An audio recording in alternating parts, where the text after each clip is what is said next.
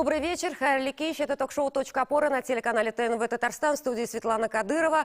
Итак, всероссийская перепись населения, которая уже несколько раз откладывалась из-за эпидемиологической обстановки в стране, состоится. Мы надеемся, и ровно через неделю.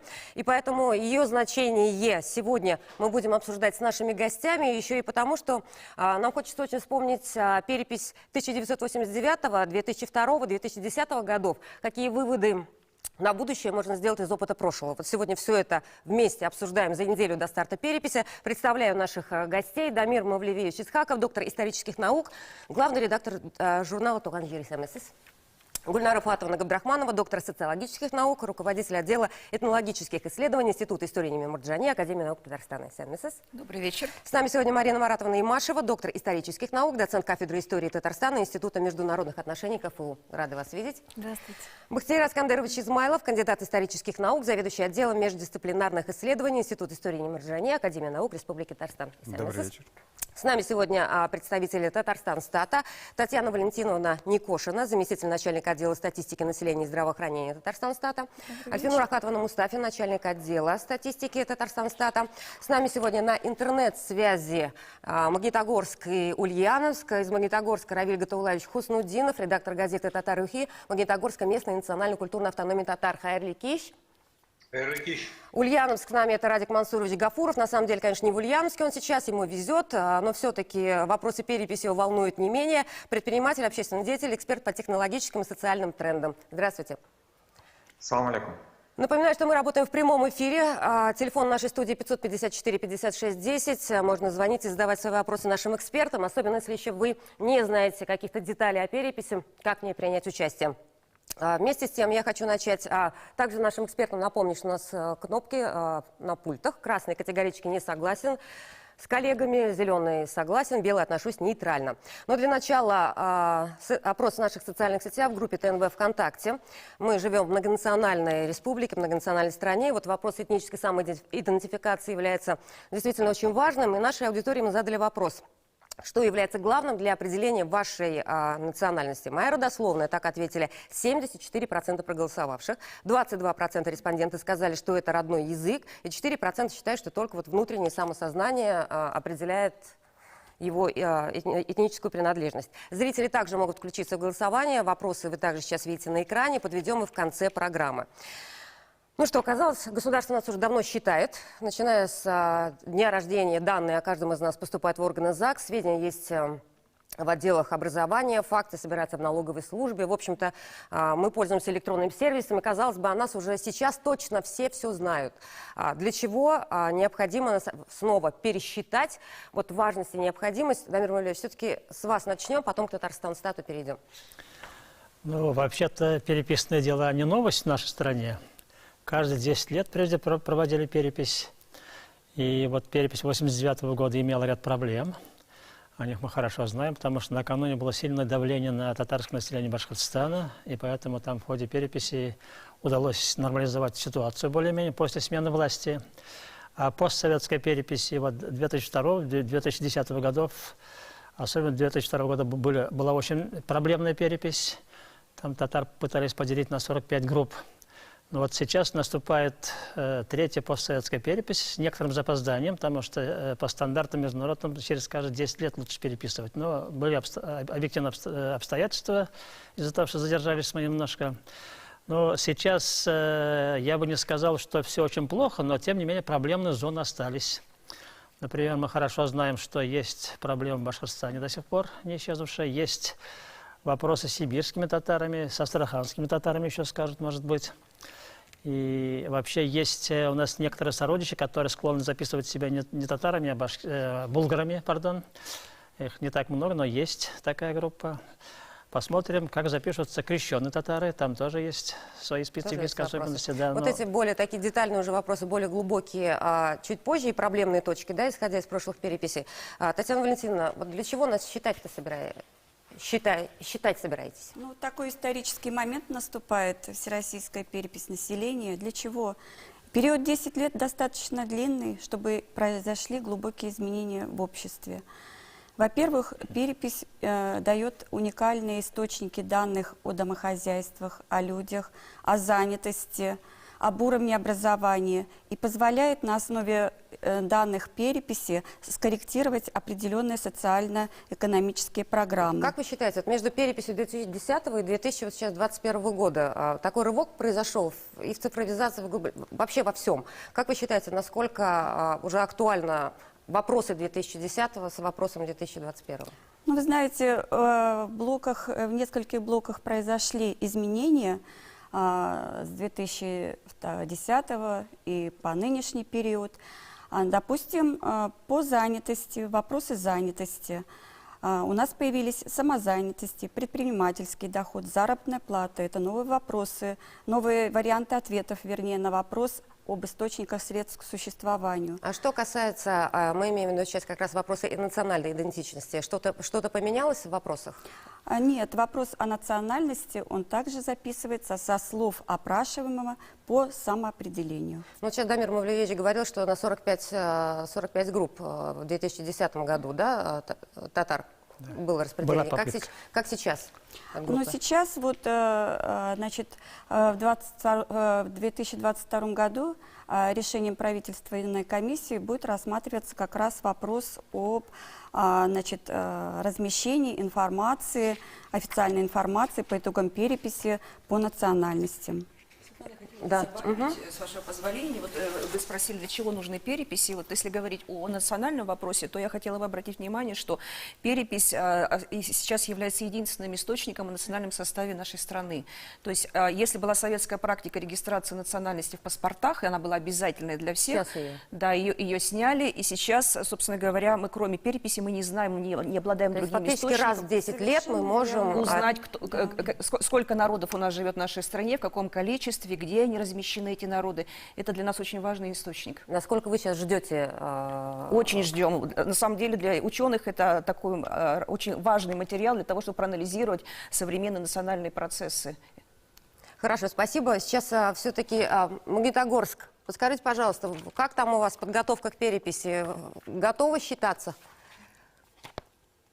Да, мы всегда готовы. Мы были еще в 2020 году готовы.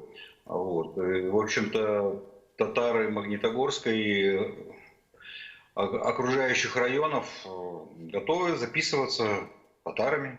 Проблем мы особых не видим. Вот о том, как еще заполнять переписные листы, мы тоже проговорим, Равиль Гатаулаевич. Сейчас, знаете, с чего хотелось начать? Есть графа, которую, значит, в 89-м, 2002-м, 2010 году указывали там где-то 100% участников опроса, действительно национальная принадлежность, о чем мы говорим, что это важное значение. Мы сейчас просто, почему важно определить свой род, вот как размышлял на эту тему осознания своей национальности маленький житель Татарстана. Ему 5 лет, его зовут Тамерлан, он издал вот свою газету «Почему важно быть...» Правильно, сейчас мне дадут, почему я татарин, да? Что такое быть татарином? Вот у него там 6 пунктов, потому что у меня родители татары, потому что у меня татарское имя, я люблю татарский алфавит. Я люблю татарский язык, татарскую музыку и татарскую кухню. Вот, в общем-то, 5-летний ребенок, да, определился для себя, что такое быть татарином. Как вы считаете, вот это маркер идентичности, Гульнар Фуатовна? Конечно, это маркер вот идентичности. Для ребенка или для взрослого тоже? И это маркеры и для ребенка, и для взрослого. Когда мы проводим социологические исследования, нам то же самое говорят и взрослые поколения татар. Другое дело, что, конечно, эти маркеры невозможно включить в переписной лист. Естественно, там просто задается обыкновенный вопрос, кем вы считаете себя по национальности, и все. Поэтому для этого проводятся еще специальные социологические исследования, которые нам дают вот такое широкое представление об идентичности. Бахтияр, что бы для себя выбрали из этого, что бы на первое место поставили? Ну, я думаю, что родословно, что мои родители татары. В принципе, это вот то, на что ответили 74% зрителей. Это вот он, ребенок, тоже так же ответил. Это все-таки самое популярное, я так понимаю, да? А самое важное, Дамир Мавлиевич? Ну да, потому что здесь присутствует момент самосознания этнического, очень четко присутствует. Хотя, А такое может быть у 5-летнего ребенка? Может, почему нет, но очень умный ребенок, я считаю. Значит, такая среда у ребенка, наверное, это много об этом обсуждается в семье, родители говорят, напоминают о национальном. А в целом, можно да, еще добавлю. Самое интересное, что в принципе вот эти все критерии, они так или иначе, ученые изучают национальность вот примерно по таким же критериям. Просто они более научно сформулированы, более емко. Но в целом то же самое. Язык, родословное самосознание, да, культура, музыка, кухня, да, это все вот основные показатели. Мария Маратовна, а вы что для себя, что бы выбрали? Ну, я со своим русским именем. Нет, у меня тоже русское имя, но это ни о чем не говорит, у меня родословное. Первое, я абсолютно согласна, потому что у меня родители татары. Вот для Астраханской области, например, потеря родного языка – это данность уже. То есть, за исключением нескольких переселенческих сел, одного, двух, трех, может быть, все остальные не разговаривают на родном языке. То есть, это вот именно тот регион, где, ну, так скажем, советский эксперимент по русификации, он удался. Причем такие же проблемы у казахов астраханских. То есть, язык утерян у поколения вот моего, еще младше, его уже нет. Старше мне 60-х, 50-х годов. То есть вот в этой ситуации, конечно, мои родители татары и татарское имя. Это вот... Это, скорее всего, в Астрахани как раз тоже и должно сработать уже сейчас, да? То есть сейчас это маркер единственное, вот эти два момента, они сработают. То есть родители и имя. Бахтияр, вот вы издали, да, книгу Да, в «Татары». Институте истории издали книгу «Татары в переписи населения», и она в таком научно-популярном характере издана, который рассказывает историю переписи татарского народа за практически вот 300 лет.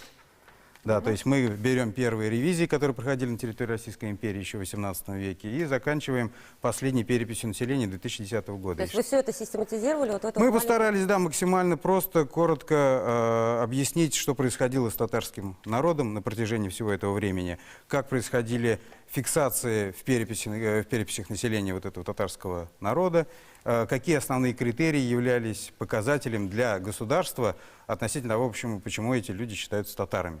Эта книга есть в открытом доступе? Да, То есть она можно у ознакомиться? нас опубликована в электронном виде на сайте нашего института tataroved.rf. Любой желающий может спокойно скачать. Мы еще планируем сделать в обязательном порядке такую презентацию этой книги в плане электронной презентации, такой в виде ролика, который могла бы тоже вот Ну, это людям впервые, как я объяснить. понимаю, да, систематизировали? Ну, нет, конечно, эта книга основана на огромном количестве исследований, которые проводились долгие-долгие годы татарстанскими исследователями. И часть из этих исследователей здесь присутствует, да, Гульнара Фуратовна. То есть это все просто изложение довольно популярным характером, там, популярным языком вот всех этих сложных, трудных трудов, которые ученые издавали.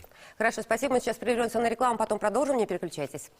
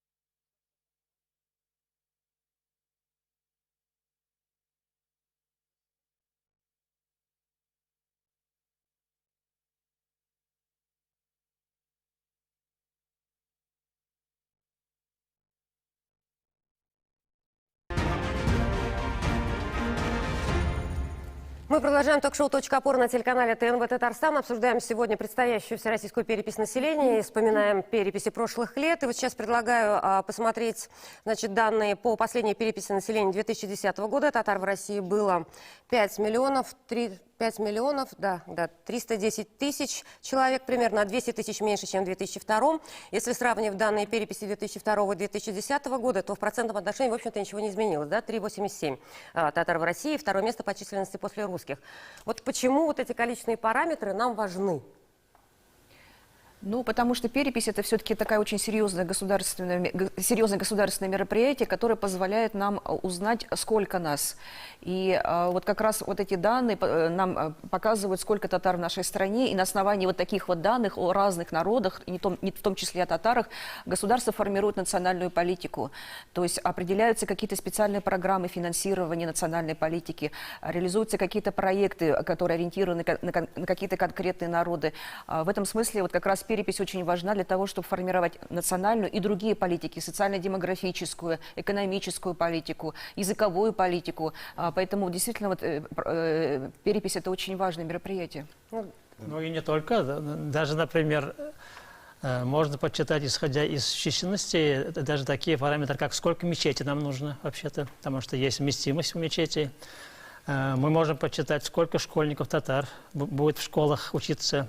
Это же и издание нужно, да, учебников и так далее. Там много таких вещей.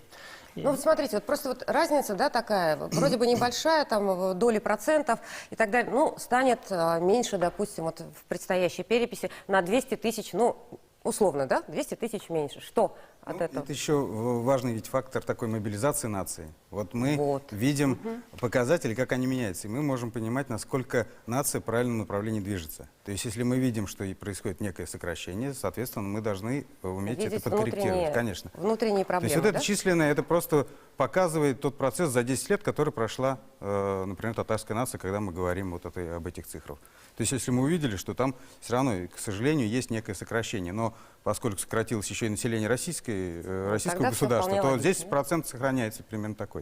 Самое интересное, что вот по последней переписи, которая была, зафиксировано почти 5 миллионов человек, которые не идентифицировали себя по национальному признаку.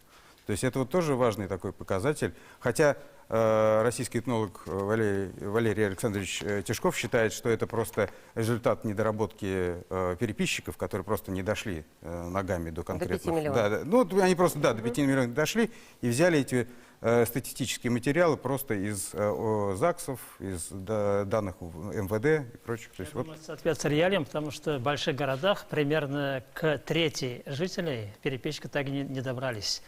Были получены данные у милицейских органов и из других источников, но по этим данным нельзя составить представление о родных языках и национальности. Ну, я думаю, что еще и часть молодежи, особенно молодежи это касается, она совершенно равнодушна, может быть, к национальному вопросу и никак себя не определять в национальном. Либо они просто не хотят участвовать в личной переписи, может быть, для них вот как раз цифровая перепись, да? Вот, согласитесь, Татарстан Стат, что сегодня для молодежи, например, цифровой формат переписи, цифровая перепись, как раз облегчит, наверное, участие молодежи или привлечет молодежь в участие переписи? Ну, скорее всего, да, потому что молодежь достаточно мобильна в этом плане. Умеет работать с техникой, все в интернете, все достаточно знаний в этом плане, и поэтому большая информационно-разъяснительная работа в этом плане, и должно получиться все правильно и достойно. Спасибо. Мне сейчас подсказывает у нас звонок в студию. Добрый вечер, представьтесь, пожалуйста, и задавайте свой вопрос. Меня зовут Батаев Илья Григорьевич, я из Заинского района. Вот. Вопрос хочу задать. Мы вот кряшины, мы же не крещенные татары. Почему нас вот обижают? Крещенные татары. Значит, все татары не крещенные, получается, что ли? Дамир Мавлевич, к вам? Ну, этот вопрос не такой простой. Мы же исходим из самоопределения самих крещенных татар. Они делятся на ряд групп. Самая большая группа себя считает крещенными татарами. Есть группа, которая себя относит просто к кряшинам. Есть бывшие казаки, нагайбаками себя считают. Поэтому там есть внутреннее деление, и тут ничего не поделаешь. У нас, согласно нашей Конституции, мы записываем то, что человек сам говорит. Это самоопределение. Есть разные формы самоопределения крещенных татар. Хорошо, спасибо. Еще все-таки вопрос. Вот, но если вот потеря одного-двух человек, потеря одного-двух бойцов вот в общей статистике, да, условно, вот насколько это действительно важно, чтобы каждый принял участие в переписи? Вот, Радик, давайте Ульяновск-Краснодарский край пока. Насколько важно, на ваш взгляд? И нужен ли выбор каждого, решение каждого? Ну, с одной стороны, конечно, нужен, смотря, опять же, на какой результат мы ориентируемся. Если мы статистический результат хотим получить, то там важно самосознание получается. Какая разница, какая родословная, важно, как человек ответил, как он себя считает. А с точки зрения там языка, я вообще считаю это нонсенс, потому что ну, через 10 лет технологии позволят там а-ля нейролинк загружать язык любой напрямую в мозг, да, то есть зачем нам язык, там, за него так хвататься, мы его и так сохраним. А с точки зрения практического применения, вот вы про молодежь сказали, вот смотрите, молодежь, да, она живет другими измерениями. Когда молодежь там работает в интернете, она видит, какой бигдейт собирают по ним. Вы смотрите, сколько собирается информации по нам, где мы живем, куда мы перемещаемся, что мы едим. Нам на самом деле искусственный интеллект дает даже больше знаний о нас, чем мы сами можем предположить. Про нас и так все знают. Я То вообще есть вы считаю, считаете, немножко, что и конечно, молодежь не пойдет участвовать в переписи, да? Да я считаю просто, что молодежь очень скептически к этому относится в своем большинстве. Равиль Гатуллаевич, не согласны, да? Ну, смотри, какая молодежь. Я думаю, что есть молодежь, которая замотивирована родителями, какими-то общественными организациями. Опять та самая Вот. семья. Я думаю, что вот у нас в Магнитогорске, в общем-то, нам удалось так в той или иной мере дойти до каждого, донести. И я думаю, что, в общем-то, результаты будут соответствующие, не хуже, чем там в прошлый раз. Тут проблема только в том, что переписчик, вот он же, насколько я понимаю, он же не будет там досконально задавать все вопросы, а вот какую национальность записать и так далее. Да? Вот мне кажется, что если инициатива не будет проявлена самими переписываемыми, то, в общем-то, так сказать, значит, вот этот раздел по национальности, он может быть так и остаться не заполненным, да? Я думаю, галочки, молодежь скажем так. немножко Я не знаю. недооценивается. Современная татарская молодежь обладает четким самосознанием в большинстве случаев. Поэтому я думаю, что они будут активно записываться с татарами. И я в этом не сомневаюсь даже ничуть. Переписчик должен настаивать, чтобы были заполнены все графы, чтобы тоже и национальная принадлежность была указана, и родной язык. Вообще, какие полномочия переписчика в этой ситуации? Вообще, значит, что касается национальности, языков, все по самоопределению, как говорилось ранее, да. Но если человек отказывается, значит, говорит, я не знаю, кто я такой, я не запишусь, тогда предлагается, вот, если будет перепись на портале госуслуг и также в планшетном компьютере, там предлагаются варианты ответов, чтобы все-таки мы будем стараться сделать так, чтобы этот вопрос не остался незаполненным. То есть один из вариантов, очень мягкие подсказы там есть, и я думаю, что любой человек найдет возможность ответить так, как, значит, он считает нужным. Владимир Валерьевич, а какие вот на портале госуслуг, какие варианты? Много там вариантов? Вы не изучали? Нет, ну тут же настаивать нельзя просто. Согласно Конституции, человек конечно, это самоопределяется. Поэтому Да, но человек наталкивать вправе и его не на ответ, заполнить это уже этот тоже не совсем хороший шаг. В конце Человек концов, должен есть сам закон выбрать. о всероссийской переписи населения, согласно Да, которому, в общем-то, переписчик Всё не сама- имеет по права навязывать самоопределению. свое мнение. Нет, Никто не нет. предлагает, и если человек... Ну, то есть дело в том, что сами предложения некоторых категорий уже есть конструирование кем-то вот этих вариантов. То есть, да. вот ты можешь выбрать из 5, богатства да? выбора, да, у тебя там не так много вариантов, И которые ты потом можешь вполне можно представить, что некоторые люди могут не обладать национальностью конкретной. И смешанных семей. У некоторых даже там в 3 этажа смешанные люди, им очень трудно самоопределиться. Поэтому они могут быть в затруднительном положении. Ну, тогда он может просто записать «затрудняюсь». Да, можно, да. Да. Есть такой вариант ответа? Да. Прошлой переписи, когда как раз-таки был пик увлечения вот этим... Эльфами, готами? «Властелином колец», да, были хоббиты у нас в Российской Федерации. Их было немало, кстати, не То есть один-два и могут человека. То есть могут записаться и сейчас тоже и хоббитами, и эльфами, и любыми другими инопланетными существами. Если он скажет и будет настаивать, напишите так, переписчик напишет, и Они все попадают в раздел «разные». Потом. Иные. Или иные. Сюрпризы переписи, я так думаю. Вот, какие все-таки могут быть проблемные точки вот именно национальной принадлежности? Вот мы сейчас говорили о смешанных, да, браках. Ну, например, вот я из татаро-русской семьи. Вот как мне нужно заранее так самосознание, либо сработает заранее, не дожидаясь переписчика, я понимаю, кем я запишусь. А если человек вот стоит и говорит, я вот вроде бы и татарин, я вроде бы и русский, Он имеет право записать татарин, запятая русский? Вопрос Можно, непростой. что- сколько О назовет, сложной так идентичности и это на- очень напишет. непростой вопрос.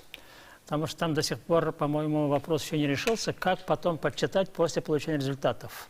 Вот Валерий Тишков предлагал в свое время такую категорию, как татаро-башкиры. Это же на самом деле после подведения итогов должна быть целая война, чтобы сказать, они вот и сюда относятся, и туда относятся. Зачем нам это влезать? Надо вот в процессе как-то самоопределиться. Но всем не удастся. Я же говорю, есть сложные случаи, когда человек Но это будет вполне затрудняться. нормально, что Это есть нормально. сложные случаи в Но нашем потом мире. еще вот не совсем ясно, как в конечном итоге будут считать статорганы, которые, когда они данные получат. Это не То есть простой первое вопрос. слово или второе, да, дороже в этой Да. ситуации. А мы сейчас прерываемся на новости Татарстана, потом продолжим. Не переключайся, оставайтесь на ТНВ.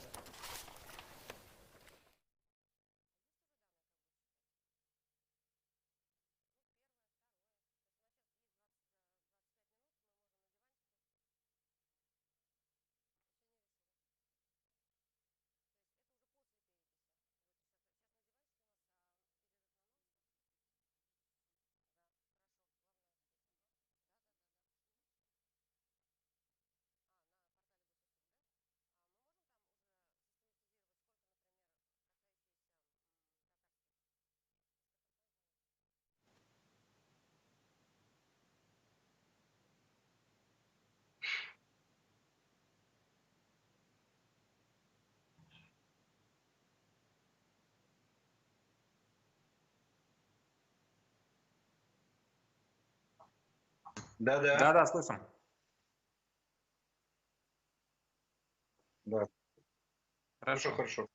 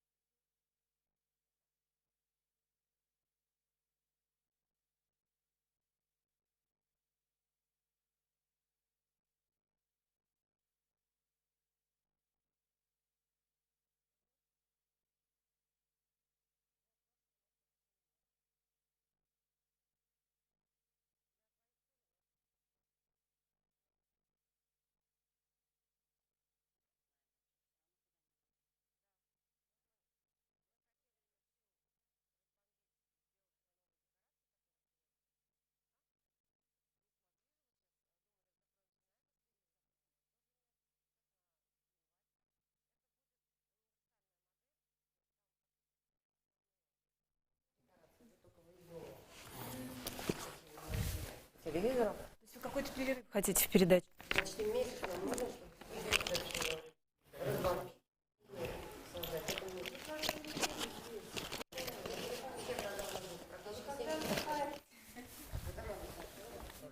По воскресеньям. Если получается. Ну какие новогодние праздники, Руслан?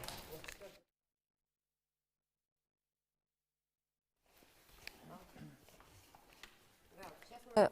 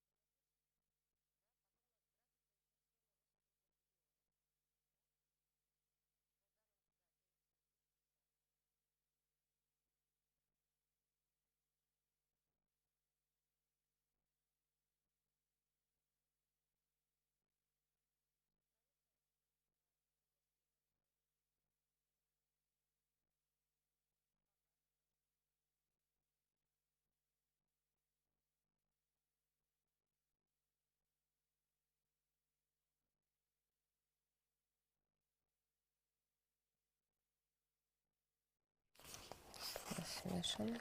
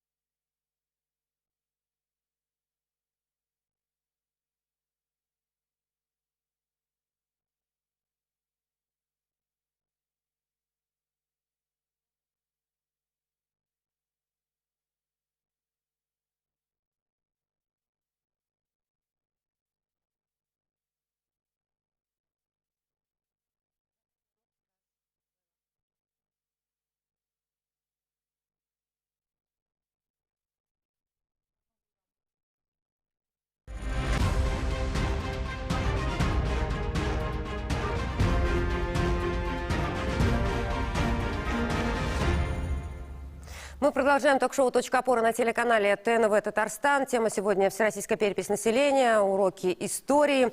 И вот сейчас о родном языке, тоже наболевшая тема. Сейчас я предлагаю посмотреть на данные социологических опросов, как много людей укажет татарский родным языком в Татарстане во время нынешней переписи. Ну, по крайней мере, сейчас нам выдадут социологические данные по владению языком у наших соотечественников в 2014 году. Гульнар Фатовна, вот при таком раскладе, который, это как раз ваши опросы, да, ваши данные. Какой прогноз можно сделать на предстоящую перепись? Надо понимать, что все-таки вот мы спрашиваем об уровне владения татарским языком, и мы фиксируем, что порядка вот 63-77% среди татар говорят о том, что они свободно говорят, читают и пишут. Инструментарий переписи несколько иной, там все-таки спрашивается о родном языке, и поэтому очень трудно коррелировать вот наши данные вот как раз с этим вопросом на самом деле. Мне кажется, тут уместнее показать данные о признании родным языком среди татар, то, о чем мы спрашиваем в наших социологических опросах. И на самом деле этот показатель в Татарстане порядка 70% респондентов говорят, что признают татарский язык родным. Но правда, среди молодежи этот показатель значительно ниже. Примерно треть татарской молодежи говорит, что в качестве родного они одновременно признают и татарский, и русский язык. То есть это все-таки говорит о том, что молодежь все-таки имеет такую раздвоенную языковую идентичность. Поэтому я думаю, что если говорить о прогнозах, то я думаю, что ситуация немножечко будет хуже, чем была в переписи 2010 года. И это связано с объективными причинами. Все-таки надо признать, что языковая ассимиляция среди татар происходит. Вот родной язык — это тот, о котором ты разговариваешь? Родной язык — это как самоопределение? Или родной язык нам нужно определяться, что ты используешь его в повседневной жизни? Вот это непростой вопрос, поэтому надо же, речь идет не просто о твоем родном языке, доставшемся от матери, это вообще язык и твоей нации. Поэтому, когда человек самоопределяется, он должен подумать и об этом в более широком контексте. Обычно люди об этом не очень хорошо думают, особенно молодежь. Ну ладно, он сегодня вот говорит по-русски, но, во-первых, у него есть родственники, он в окружении живет, во-вторых, есть татарская литература, там богатство, он как-то в какой-то степени туда вовлечен. И поэтому, когда люди будут записывать, они должны думать и об этих аспектах тоже. Я думаю, что специально объяснять нам тоже надо, молодежи особенно. Потому что русскоязычных сейчас достаточно много, особенно за пределами Татарстана. Там то есть родной язык — это не значит, что ты говоришь на нем, владеешь им идеально, свободно пишешь, говоришь литературу. Не только. Да, то есть на самом деле для это... большинства людей именно в таком качестве воспринимается татарский язык. Люди, как правило, как в большинстве случаев, могут и не говорить, и не писать на татарском языке, но признавать его родным, в качестве его родной. Потому что татарский язык для большинства татар — это некий определенный символ, очень важный символ татарскости, выделение своей особости, своей особой этнической идентичности. Я соглашусь абсолютно. Вот за пределами Татарстана, действительно, опять-таки, мой жизненный опыт показывает, что это действительно так. Люди пишут родной татарский, люди пишут родной казахский, люди пишут родной калмыцкий. На самом деле владение языка нулевое. А показания, опять-таки, статистики по регионам после каждой переписи, какой высокий уровень владения языком. Пишут, потому что сами татары говорят, думают, разговаривают на русском, указывают родным татарский. Здесь действительно надо разъяснять. Вот давайте у регионов тоже. Равиль Гатаулаевич, у вас какой процент там владения, наверное, татарским языком, или все-таки больше русскоговорящих татар уже сейчас? Да, русскоговорящих. Так, но говорить и записываться будут татарами и будут писать о том, что родной язык у большинства, конечно, татарский. Это так. Но снижение уровня владения татарским языком идет, да, снижение? Я правильно понимаю? Да, конечно, идет. Как у вас, Радик? Знаете, есть такая старая шутка. На каком языке человек считает деньги, то тот язык родной. Ага. Но на ментальном уровне. Ну, конечно, снижение идет. Но по факту, я говорил, у меня свое мнение по языку. Вот я здесь соглашусь, что больше культурный пласт важнее, чем язык. Потому что можно книжки и в переводе читать татарских литераторов, татарских историков. Язык — это дело, как евреи потеряли язык на 2000 лет и смогли его возродить. Конечно, это очень сильный символ, язык, но не надо думать, что этот единственный тот костыль, с которым мы уйдем дальше. Да? То есть это один из. То есть гораздо важнее вот это вот самосознание сохранить. Там Кстати, один вот сейчас- Хабиб Нурмагомедов там про Дагестан рассказал больше, чем там любой татарин про Татарстан. Понятно. Я вот с Радиком Эфире не совсем соглашусь. Вот попробуйте перевести понятие «Аллах» на русский язык. Часто переводят «Бог». А Бог – это совершенно не то, что Аллах. Там Бог един в 3 лицах и так далее. То есть ты попадаешь в другую мыслительную конструкцию и уже оказываешься вне вот этого поля твоего родного. Поэтому языковой вопрос непростой. Недооценивать нельзя. А вот сейчас как сориентироваться соотечественникам, которые живут за пределами Татарстана, как они будут, например, тоже отвечать на вопросы о родном языке? Вот мне хотелось посмотреть данные переписи 2010 года о признании татарского языка родным в регионах с большой татарской диаспорой. Вот, Гульнара Фуатовна, эти данные как интерпретировать? Ну, на самом деле, вот мы видим, что ситуация очень разная в регионах. Если брать регионы Волго-Уральского бассейна, то, в принципе, здесь ситуация более-менее хорошая, и она лучше, по крайней мере, чем, скажем, в европейской части, где вот, ну, если говорить о столице нашей страны, Москва, вот 35% владеют татарским языком, и половина назвали его только родным. Скажем, в Республике Татарстан эта цифра уже 92%.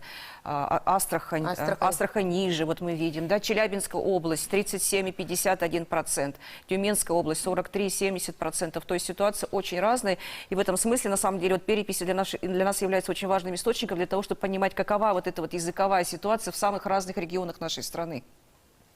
Как бы, Дамир Мавлевич? Вот я как раз обращаю внимание на Москву здесь. Совсем недавно я сталкивался с московскими татарами, они очень жаловались, что нет возможности обучаться родным языкам в школах. Это вот прямое последствие вот такой политики. Вот этой переписи да, конечно. 2010 И мы сейчас фиксируем этот результат.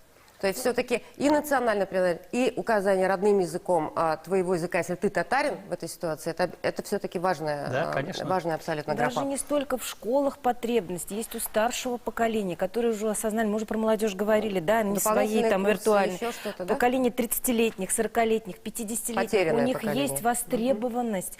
Каждый раз спрашивают, когда будут курсы татарского языка, и опять-таки про Астрахань, когда будут курсы, где они будут организовывать. Они готовы прийти в мечеть, в какой-то центр культурный, куда, может, при школе какой-то. Мы придем, но нет, ни учебников нет, ни курсов.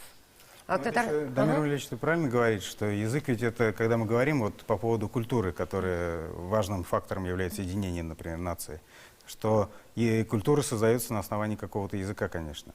То есть даже если мы будем это все проводить, необходимо, конечно, чтобы язык существовал. И вот и через этот язык культура должна, вот, собственно, проявляться татарская. И она пойдет по другим регионам. Вот правильно здесь по этой таблице видно, чем дальше от Волго-Уральского региона, тем, к сожалению, меньше процент владеющих. И здесь большая роль, на мой взгляд, вот нужно использовать современные технологии, максимально использовать возможности интернета, дистанционное обучение. То есть все это пойдет на благо. То есть язык не пропадет, если будут такие условия созданы. То есть вот мы сейчас видим прямую зависимость развития, сохранения, возрождения языка, сохранения от значения переписи, от данных переписи. В том числе, насколько да. эта графа сейчас и насколько она важна. И все-таки вот сейчас Татарстан стату, значит, родной язык, то есть, да, для многих определились, что это татарский, запятая, русский язык, да. Мы сейчас говорим о том, что определяется, вы ждете постановления в 2022 году. Поподробнее можно, вот каким образом, как человеку правильно, ну, как человеку сейчас ориентироваться, как правильно написать Не надо фотографию? ориентироваться. Как он считает нужным, так пусть и запишет. То есть той очередности, в которой он желает. А как Да, это какой он желает. А как будет считаться это? То есть, ну, вот как человек, мне кажется, не обращает внимания, вот пишет и пишет, иногда, может, на автомате. Вот ходят такие слухи, что будут считать родной язык записанный на первое место, а все остальное может выпасть. То есть, ну, есть такие данные? Негласно Нет, есть такая установка. Вообще-то пока нет.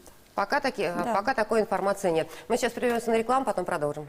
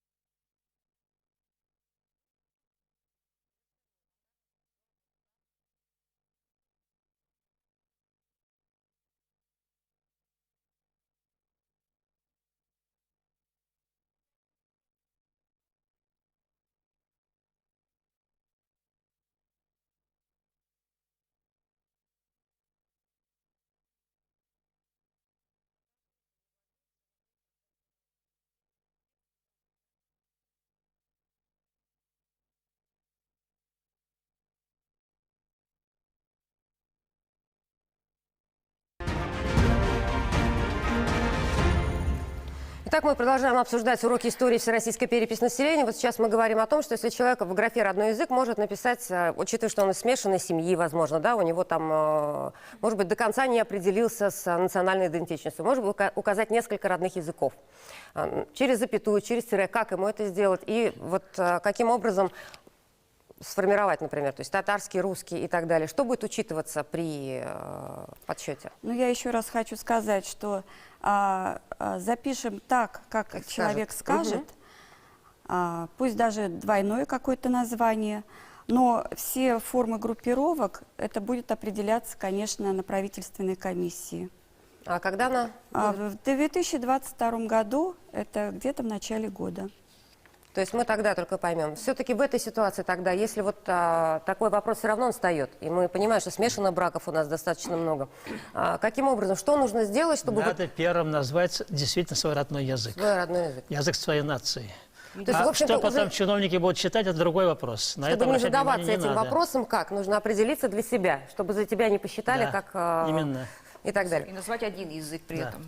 Вот. Мы сейчас с вами приходим к тому, что фактически до переписчика, пока к нам придут переписчики, необходимо дома с семьей уже сидеть, разговаривать и проговаривать те, кто не определился. Как еще самоопределяться? Я думаю, что такие вопросы есть и у молодежи в том числе тоже. Что нужно делать на семейном совете? Что это должно быть? Нет, ну да, по ходу переписи даже можно, там, это же семья, ты не один находишься, там можно пообщаться, послушать совет бабушки, например, или родителей по этому поводу. Родители более народ мудрый, они пожили уже, подсказать надо молодежи. Это нормальный ход на самом деле, это всегда так делается. То есть не относиться к переписи технически, да? Нет. Да, ну и тут важно, вот как раз, когда мы говорили про, например, критерии родословные, то есть необходимо еще и посмотреть, полюбопытствовать по поводу своей родословной, своей истории своей семьи, а в целом истории своего народа. То есть человек должен заинтересоваться этим. То есть дело в том, что это не как там, в магазине выбирать между двумя предметами. Тебе нужно четко определиться, кто ты являешься в этой жизни, да, кем являешься. То есть, вот, на мой взгляд, это тоже такая важная... Это в определенном смысле это еще и философский такой вопрос. То есть ты должен определиться с тем, чем ты занимаешься в этой жизни, кто ты, какая культура у тебя. То есть, вот... И не ждать, когда придет просто переписчик, Ну, конечно, да, что и предложит тебе, предложит тебе варианты. Извиняюсь, ведь при этом ты должен подумать, что вот татарская нация пока находится на втором месте в России. Это наше место в истории этого государства. И если мы теряем место, то мы на самом деле, если скатимся куда-то вниз, мы потеряем свое историческое место. Об этом тоже думать надо. Каждый татарин об этом должен подумать. Ну и тем более, например, когда мы говорим, глядя на цифру в 5 миллионов, кажется, ну нет одного, нет двух. Но когда мы говорим про регионы, где численность исчисляется там десятками и тысячами, то это каждый человек там на счету. Поэтому ответственность на каждом человеке очень большая, когда ему задают вопрос. Нет, особенно после коронавирусных событий, когда много смертей было. Демографическая ситуация не очень важная, поэтому действительно каждый татарин у нас на счету должен быть. Мы должны, вот даже и смешанных семей, я думаю, что они тоже должны подумать, что татар не так много, поэтому надо примкнуть к этим татарам. В общем, нужны семейные советы. А вообще вот с Татарстанстата у нас девушки такие замечательные, все они с опытом. Насколько люди действительно бывают подготовлены к встрече с переписчиком? То есть насколько люди вот осознанно подходят? Были абсолютно какие-то, нелепые ситуации, наверное. Запишите как-нибудь, сами заполните. Ну, нет, такой статистики у нас нет. Перепись, как правило, проходила, предыдущая перепись спокойно, нормально, достойно, так скажем. Результаты переписи неплохие, я считаю. Поэтому в эту перепись надеемся на взаимопонимание с населением, что переписчик выполнит качественно свою работу. И ответы будут достойны тем вопросам, которые задаются по переписному листу. И ответы все будут получены. Понятно, вы сейчас разговариваете как представитель Татарстанстата. Но все-таки вот насколько люди подготовлены бывают? Вот действительно, вот философский вопрос. О судьбе нации человек должен подумать, определить на семейном совете. Насколько вот вы по себе замечаете, что люди подготовлены к переписи? Есть подготовлено, ответственно. Мы с вами уже, вы все 6-7 человек подготовлены, согласитесь, да? Но молодежь другое дело. Молодежь над этим не задумывается. Они не подготовлены. Как вы сказали, семейный совет. Или вот нашу передачу посмотрели, перепись идет. С 15 числа октября начинается перепись. Надо подумать. Но молодежь совершенно другая ситуация. А те, которые уже пожили, они видели уже несколько переписей, у них ответ готов. Их уже, они не растеряются, они ответят на все, они будут рады переписчику. Те, кто одиноко живут, они рады любому, кто посетит, и уже у них ответ готов. Но вот с молодежью информационно-разъяснительная работа и ваша передача, и дальше телевидение, средства массовой информации, они, я думаю, что помогут. Но бывают случаи, что кто-то настойчиво требует написать такую национальность. Но переписчик не имеет права отказать, напишет, такие случаи могут быть. Ну, я надеюсь, что все-таки К осознанному выбору, решению и подходу. Да, должны, как вот подготовить население, ну, вот мы с вами готовим, вот мы сегодня с вами Но готовим все равно население. информационную кампанию надо усилять, тем более с молодежью тоже. Нужно придумать другие, достучаться нужно. Достучаться до каждого, что человек был уже готов, и переписчику время сэкономит, потому что ему 550 объектов надо обойти. Одному переписчику 550 объектов. Вопросов достаточно, да, в переписном листе. В среднем сколько времени уходит на то, чтобы человек заполнил 3, да, бланка, получается, 3 переписных листа? Ну, перепись будет на планшетном компьютере. Я думаю, что семью, допустим, из 3-4 человек, это не более 10 минут займет. Вот, то есть 10 минут на то, чтобы внести свой вклад, да, фактически своим выбором в то, чтобы на разработку государственных программ, национальных проектов и так далее, и так далее. Вот всего 10 минут. Там ведь еще есть другая проблема. Чтобы переписать, надо войти в квартиры. Коронавирусная эпоха. Люди сидят запершись, особенно бабушки наши. Вот как быть в такой ситуации? И некоторые просто боятся пускать кого-либо. Вот сейчас вам покажут, как что должно. То есть видите синюю сумку? Переписчик придет с такой сумкой. Так. Все видите, да. Это сумка. Но в глазок ее не увидишь, хорошо. Что мы увидим в глазке дверном? В глазок, да, может быть. Но у нас ведь... И у него будет такой шарф. Такой, здесь российская написано, перепись 2020. Да, войдет она в историю, проводимую в 21-м, как Олимпиада. Понимаете, у него будет, у переписчика, планшет. Достать проблемно получилось. Так, ну ничего страшного. Планшеты. Будут данные все вноситься в планшет. Вот сейчас... Жилет сначала. Жилет такой будет. Угу. Да, вот этот жилет. Здесь написано, я его одевать не буду. Вот, пожалуйста. Жилет хороший вообще-то. Да. Ну что, по крайней мере, от дождя, да? В сезон дождей заходят. Какие документы должны быть на руках? У переписчика однозначно будет удостоверение, где его фамилия, имя, отчество, должность, да, и паспорт. На случай, если потребуется. Да, если недоверчивый человек, кроме удостоверения, кроме планшета, кроме синей фирменного портфеля, жилет и паспорт покажет. И в паспорте Мустафина Альфинура Хатна, удостоверение Мустафина Альфинура Хатна. И приступаем к переписи. Хорошо. Спрашиваем. Если человек впустил переписчика, начинает заполнять, ну вот, например, и он чувствует, что переписчик как-то, может быть, не фиксирует его, ну, я не знаю, там, допустим, не слышит его, может быть, что-то рекомендует, ну, запиши. В этих ситуациях есть какая-то горячая линия, куда можно пожаловаться, обратиться, что что-то не сложилось с этим переписчиком, пришлите мне другого, я не знаю. Но вот кажется, что переписчик не соблюдает Да, горячая линия требования. работает. Телефоны горячей линии на сайте Татарстан-Стата, Росстата есть. Наш телефон горячей линии, значит, в Казани, это 221 78 78. Телефон горячей линии Росстат, который нам дает, это другой немножко телефон. Ну, там 8800, да? Да, 8800, если хотите, озвучу я. То есть со всеми жалобами на переписчиков, если вдруг вот у человека, ну, определенные сомнения, да, в его правомочности, либо что он не соблюдает особые какие-то требования, да, то есть переписчик не вмешивается, человек абсолютно нейтральное лицо, которое вот принес и заносит ваши данные. Не более того, он должен звонить на телефон на горячей линии. Да. Извиняюсь, есть один нюанс, связанный с Конгрессом татар.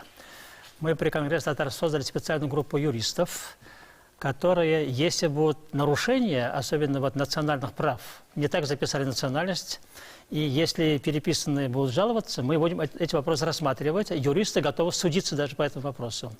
Поэтому это особенно касается сложных районов, где у нас проблемные моменты есть. Как вас найти?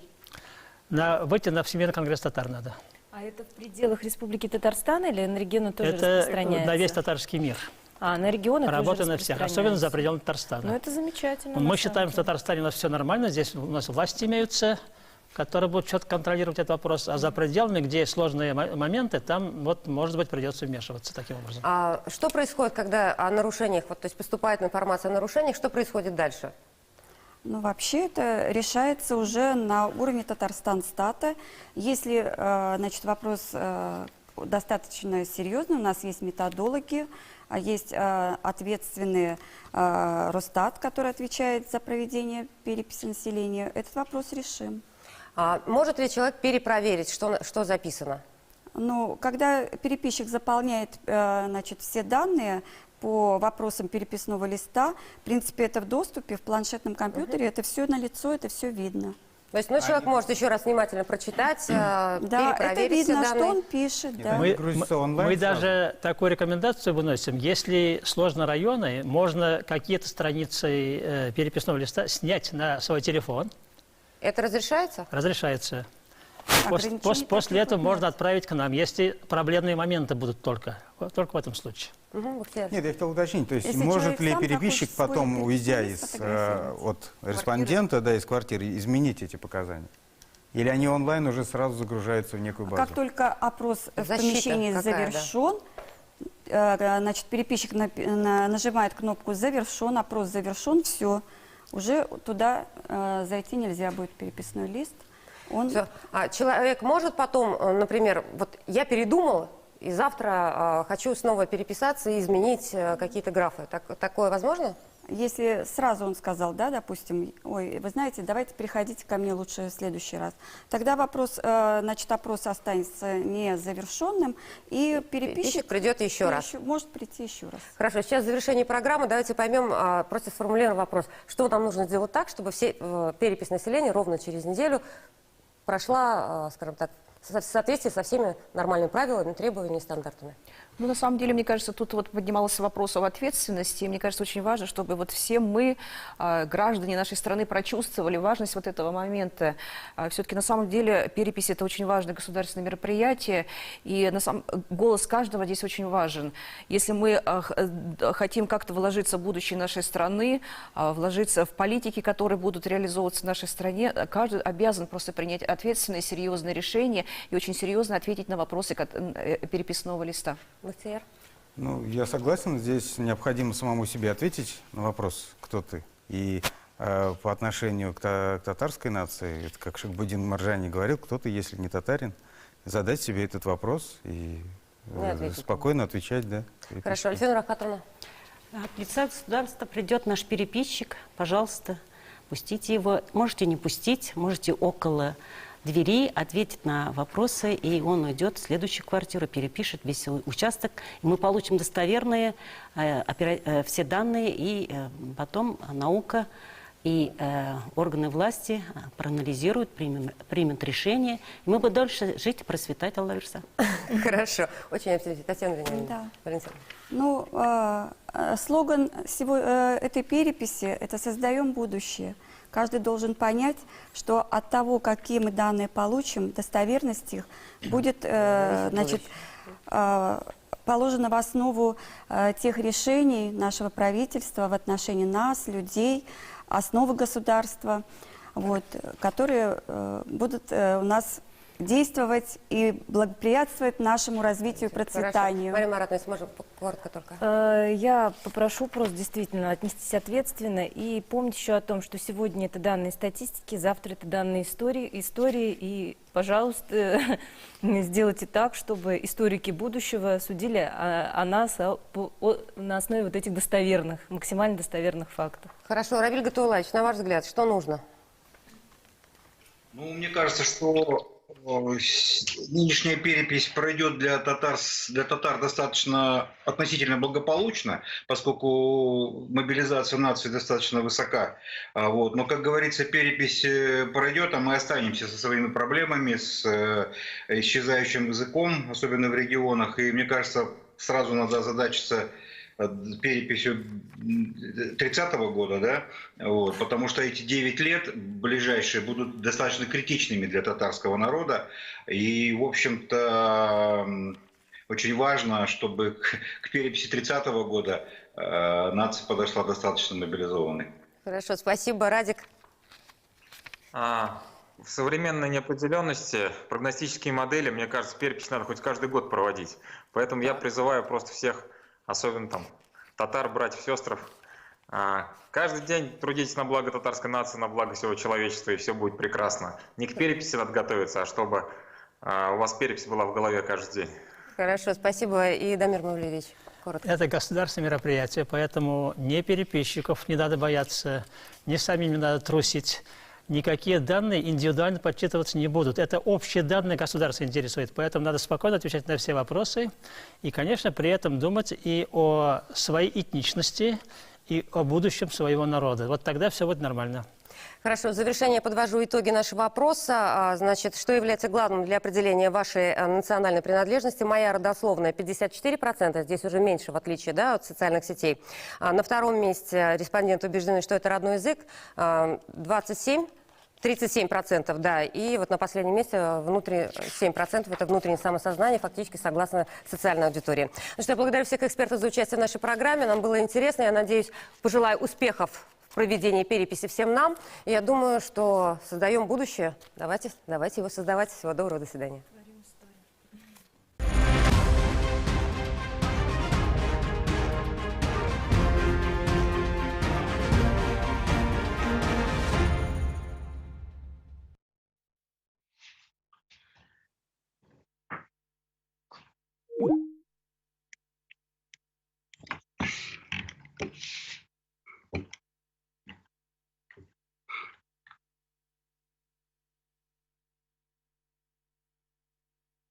Да, все. Спасибо. До свидания. До свидания.